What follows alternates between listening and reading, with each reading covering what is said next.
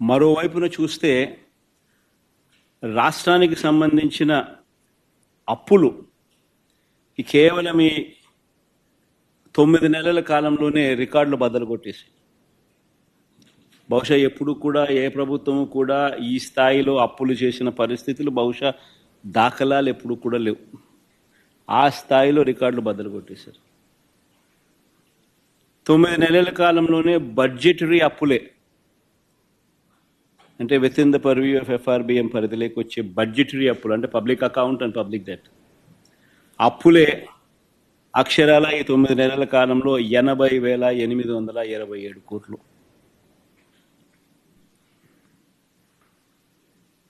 ఇవి కాక ఈ 9 నెలల్లోనే అమరావతి పేరు చెప్పి ఇప్పటికే తెచ్చిన అప్పులు, తేబోతున్న అప్పులు ఈ రెండు మరో 52,000 కోట్లు.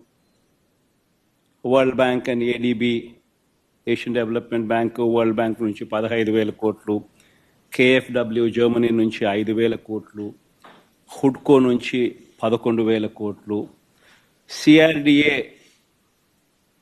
ఏకంగా కమిట్ అయిన అప్పులు, అంటే కమిట్ అయినారు, మరో 21,000 కోట్లు మేము రేస్ చేస్తామని చెప్పి. సో చేసిన అప్పులు, చేయబోతా ఉన్న అప్పులు, రాజధాని పేరు చెప్పి మరో 52,000 కోట్లు. ఇవి కాక మార్క్ఫెడ్, సివిల్ సప్లైస్ కార్పొరేషన్ల ద్వారా మరో 8,000 కోట్లు,